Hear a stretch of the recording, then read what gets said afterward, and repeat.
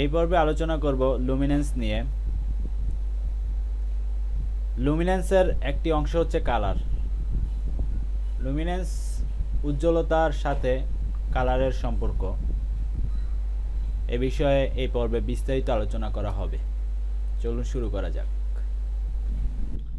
লেভেলের মান যখন 0 তখন পুরোপুরি ব্ল্যাক, আবার লেভেলের মান যখন 255 তখন পুরোপুরি সাদা, আর এর মধ্যবর্তী স্থানে কালো সাদার মিশ্রণ। প্রতিটি ছবিরই 3টি চ্যানেল রয়েছে। 3টি চ্যানেলের সংমিশ্রণেই প্রতিটি আরজিবি ছবি তৈরি হয়ে থাকে, এবং চ্যানেলগুলো এক একটি হলো লাল, সবুজ এবং নীল। 3টি সংমিশ্রণে তখন আরজিবি ফুল কালার ইমেজ তৈরি হয়। দেখুন কিভাবে সাদা থেকে ধীরে ধীরে লুমিনেন্সের কারণে ব্ল্যাকে পরিণত হয়েছে।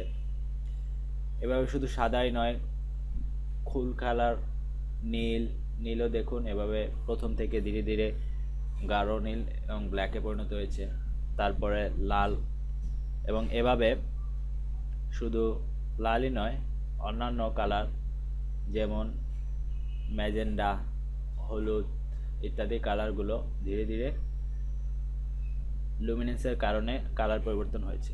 আর এই ইমেজের লুমিনেন্স নিয়ে আমরা এখন আলোচনা করব। শুধুমাত্র এই ইমেজেরই না, এই লুমিনেন্সের আলোচনা প্রতিটি ইমেজের ক্ষেত্রেই প্রযোজ্য হবে। এই ইমেজটি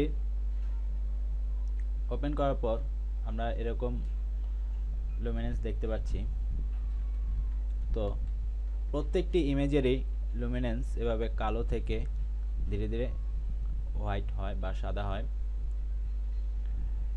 কালো অংশটিকে বলা হয় শ্যাডো এবং হোয়াইট অংশটিকে বলা হয় হাইলাইট, এবং এর মধ্যবর্তী স্থানটিকে বলা হয় মিড টোনস।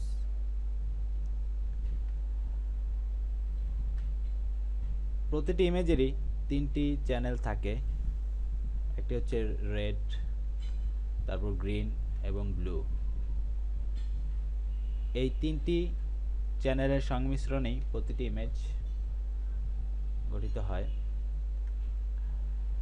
রেডের সর্বোচ্চ হাইলাইট মোড এবং গ্রিনের সর্বোচ্চ হাইলাইট মোড একত্রে মিলে হলুদ কালার তৈরি হয়, এবং গ্রিন এবং ব্লু এই দুইটি কালারের সংমিশ্রণে নীল কালার বা সায়ান কালার এটি তৈরি হয়।